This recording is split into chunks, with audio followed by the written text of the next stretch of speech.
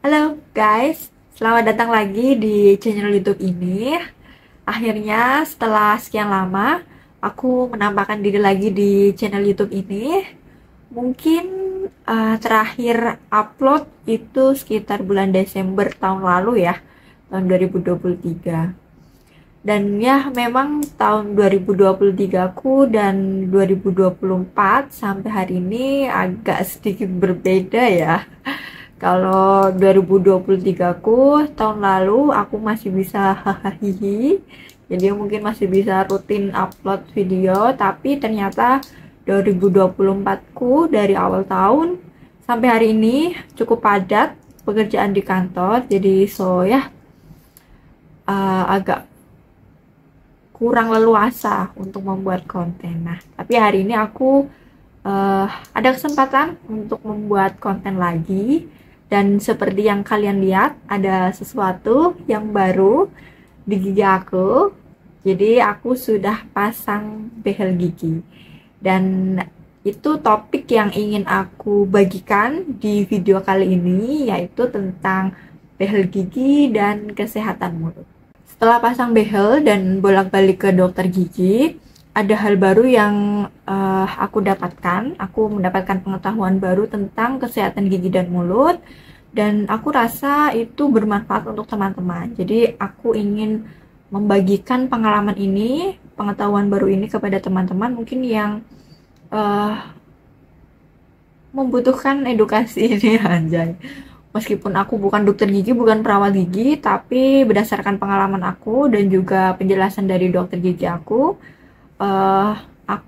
ingin membagikan cerita ini. Jadi yang pertama, kenapa akhirnya aku memilih untuk memasang behel? Dulu aku pernah jatuh dari motor dan gigi depan aku itu kebentur aspal. Jadi gigi depan aku agak sedikit maju, dan setelah dari kejadian itu gigi aku jadi mulai tidak beraturan, ada yang maju, ada yang mundur seperti itu. Mungkin juga karena ruang di mulut yang terlalu sempit, sedangkan gigi aku semakin bertambah dan ukurannya besar-besar seperti itu. Nah, di tahun lalu aku sudah merencanakan untuk pasang behel. Jadi di akhir tahun lalu aku mencoba konsul untuk yang pertama kali ke dokter gigi. Hal pertama yang aku lakukan ke dokter gigi itu adalah scaling untuk pertama kalinya ke dokter gigi selama sedewasa ini ya, selama umurku 20x tahun. Jadi itu pengalaman pertama aku scaling gigi. Agak malu juga waktu itu ya, karena belum pernah scaling gigi. Nah, sebelum di scaling waktu itu dicek dulu, dilakukan pemeriksaan dulu oleh dokter gigi. Jadi aku bisa melihat kondisi gigiku dari kamera, lalu aku ditunjukkan plak gigi atau karang-karang giginya itu ada di mana aja. Ternyata karang gigi yang ada di mulut aku itu dia ada di perbatasan gigi dan gusi. Jadi nyempil di perbatasan gigi dan gusi, dan juga di gigi belakang seperti itu. Jadi tidak begitu banyak karangnya, cuma di bagian-bagian tertentu yang mungkin pada saat aku sikat gigi itu tidak tersentuh. Itu juga dijelaskan oleh dokter gigi bahwa saat menyikat gigi, selain giginya yang disikat, jadi bagian perbatasan gigi dan gusi itu sampai pinggir-pinggirnya itu juga perlu disikat. Lalu pada saat menyikat gigi di bagian belakang itu juga harus ekstra ini ya, detail untuk menyikat gigi di bagian belakang. Nah, berdasarkan penjelasan dari dokter gigiku, ternyata cara menggosok gigiku itu masih salah. Jadi ada bagian gigi yang masih belum tersentuh pada saat menggosok gigi, yakni perbatasan gigi dan gusi. Jadi di pinggir-pinggirnya itu belum digosok seperti itu. Jadi masih menempel sisa makanan dan akhirnya lama-kelamaan menumpuk dan jadi plak atau karang gigi. Selain itu juga di sela-sela gigi tidak pernah dibersihkan. Kemudian di gigi belakang juga tidak tersentuh. Jadi itu juga cukup banyak karangnya kalau yang di gigi belakang seperti itu. Nah, jadi itu pelajaran pertama yang aku dapatkan. Jadi pada saat menggosok gigi, selain kita menggosok bagian gigi tengah ke atas, kita juga menggosok bagian perbatasan gigi dan gusi seperti itu. Nah, setelah diperiksa, kemudian akhirnya aku dilakukan scaling dan rasanya setelah scaling itu berasa ringan ya. Jadi terasa jelas bedanya antara sebelum scaling dan juga sesudah scaling. Aku agak tidak bisa menjelaskan ya, tapi terasa perbedaannya. Nafasnya juga lebih terasa segar seperti itu. Nah, setelah scaling, tadi aku tidak langsung pasang behel ya, karena pada waktu itu baru konsul untuk pasang behel. Jadi pada saat pemeriksaan juga diketahui kalau gigi gerahamku yang bawah itu sudah habis, tinggal akar-akarnya, jadi harus dicabut sebelum dilakukan pemasangan behel. Jadi di kedatanganku berikutnya yaitu aku cabut gigi geraham bawah yang tinggal tersisa akar-akarnya. Jadi 2 gigi geraham bawahku ini udah dicabut semua. Setelah aku cabut gigi, nah experience-ku pada saat cabut gigi itu tidak sakit sama sekali. Tentu karena dibius ya. Jadi sakit sedikit kayak digigit semut itu pada saat disuntik biusnya. Tapi pada saat proses pencabutan giginya itu sama sekali tidak terasa sakit. Dan setelahnya pun tidak terasa begitu sakit, cuma cenut-cenut tapi aku masih bisa tahan. Waktu itu juga dikasih obat dan juga antibiotik, jadi proses cabut giginya itu nice banget. Nah, setelah 2 gigiku ini dicabut, aku diminta untuk rongsen gigi, yaitu rongsen cephalomeric dan juga panoramic. Kalau cephalomeric, setelah aku baca-baca di Google ya, dia mengambil gambar gigi itu dari seluruh sisi kepala. Jadi aku di scan dari sebelah kanan waktu itu. Terus hasil dari rongsen cephalomeric itu menampilkan sisi sebagian sisi kepala, tapi dia menampilkan seluruh isi kepala gitu. Nah, kalau yang panoramic itu memperlihatkan bagian mulut secara keseluruhan. Jadi yang di scan itu bagian depannya, mulai dari sinus sini sampai ke rahang bawah. Itu rongsen gigi, cephalomeric dan juga panoramic. Ini aku hasil dari baca-baca di Google ya.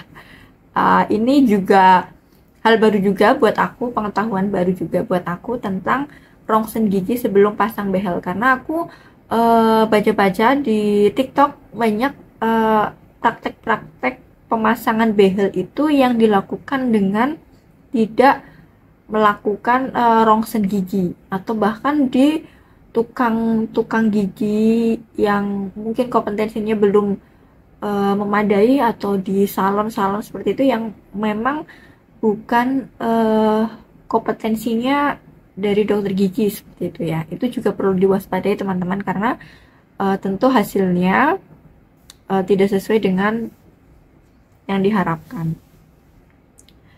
Nah, aku pasang gigi setelah dilakukan rongsen, setelah cabut gigi,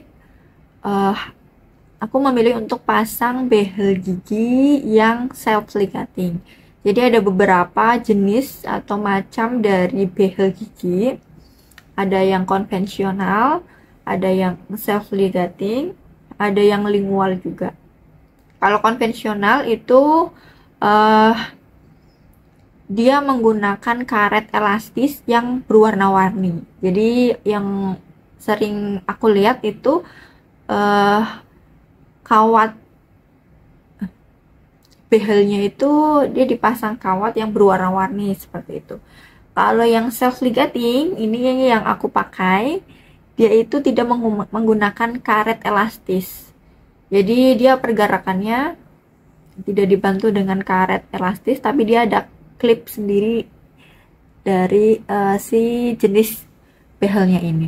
Tapi walaupun self ligating, dia akan ada beberapa fase-fase tertentu yang menggunakan kawat juga. Seperti pada saat ini aku sedang dilakukan tahap penarikan gigi taring, itu perlu menggunakan karet ya, seperti itu.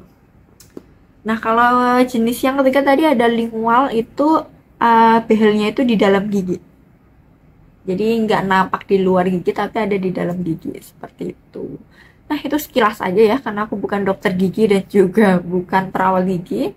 Aku hasil dari baca-baca aja, tapi untuk pengetahuan bersama aja bahwa ada beberapa jenis behel gigi yang bisa dipilih dan juga bisa disesuaikan dengan isi kantong.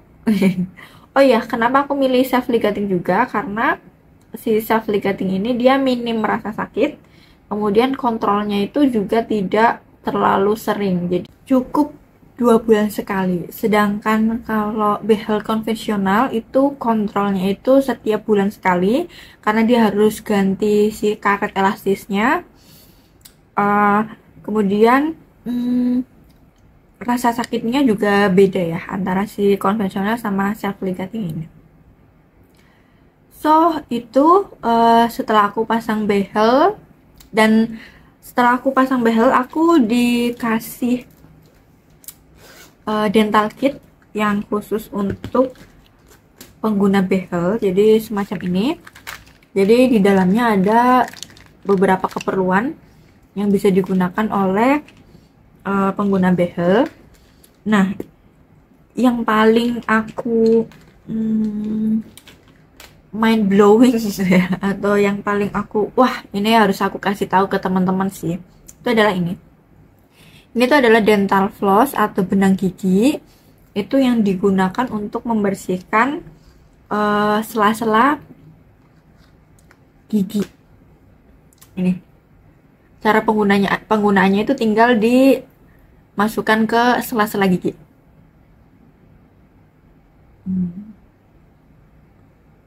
Seperti itu. Nah, kalau pengguna gigi biasanya dia harus ada bantuan pengaitnya untuk memasukkan ke dalam si behelnya. Tapi kalau kalian yang nggak pakai behel, itu bisa menggunakan benang aja, langsung digunakan untuk membersihkan sela-sela gigi. Dan ternyata setelah aku mempraktekkannya, membersihkan sela-sela gigi dengan benang gigi ini itu adalah part paling penting, karena sisa-sisa makanan yang ada di sela-sela gigi ini itu yang baunya itu bikin bau mulut guys.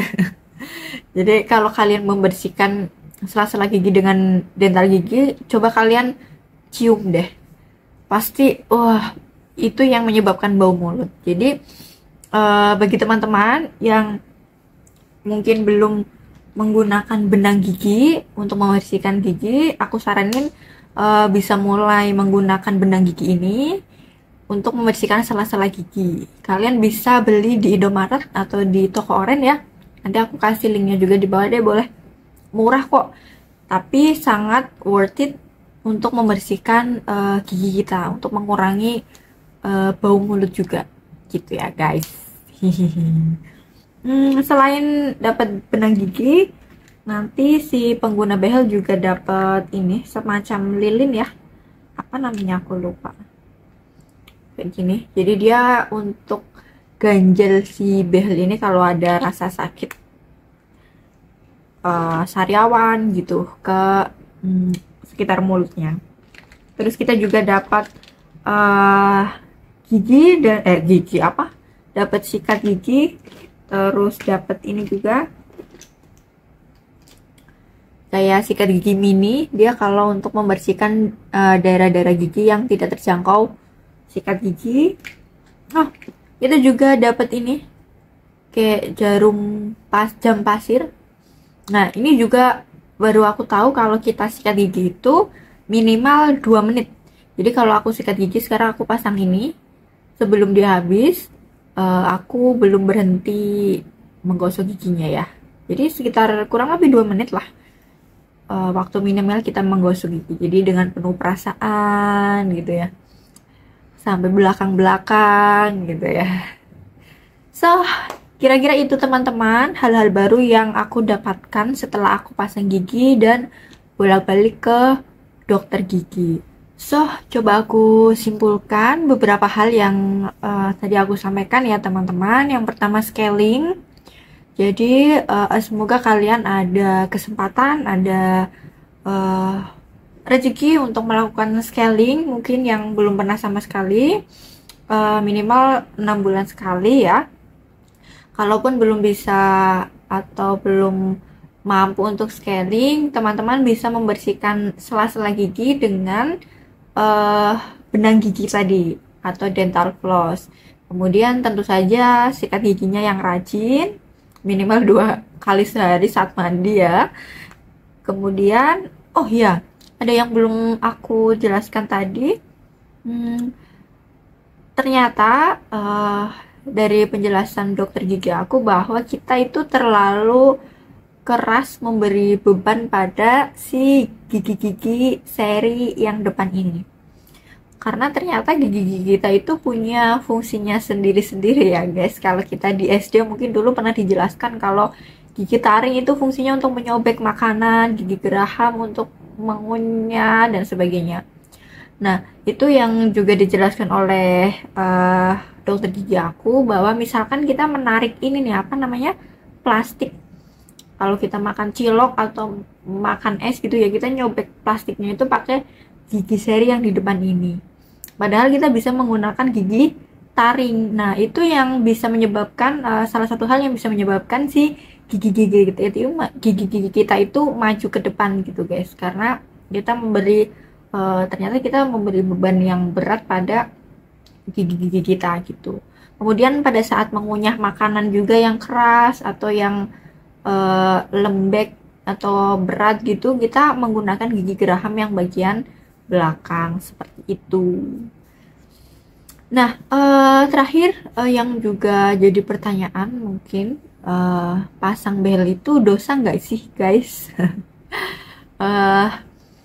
Jadi aku juga sempat mempertanyakan itu ya, kalau pasang behel itu sebenarnya dosa atau enggak seperti itu. Nah, kebetulan banget nih aku ada referensi, nanti aku linknya kasih di description box juga, dari dokter gigi Banda Aceh. Ada dokter gigi Putri Rahmina, beliau konten kreator di TikTok, bahwa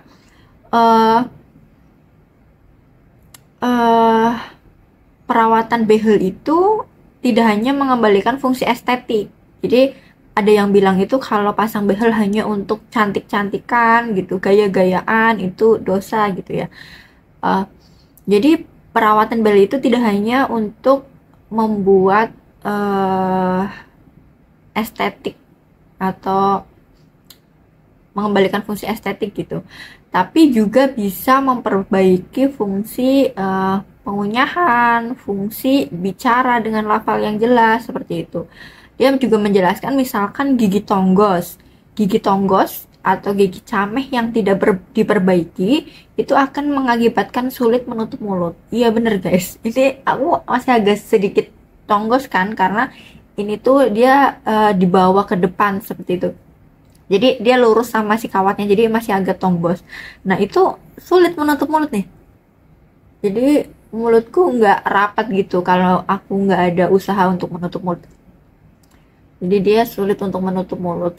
Terus sulit berbicara juga, ataupun mengucapkan lafal-lafal tertentu saat mengaji atau membaca Al-Quran. Iya betul, aku juga pernah dengar bahwa kerapian gigi itu mempengaruhi artikulasi kita berbicara. Seperti misalnya seorang MC, dia bisa suaranya bulat, bagus, itu dipengaruhi juga oleh kerapian giginya.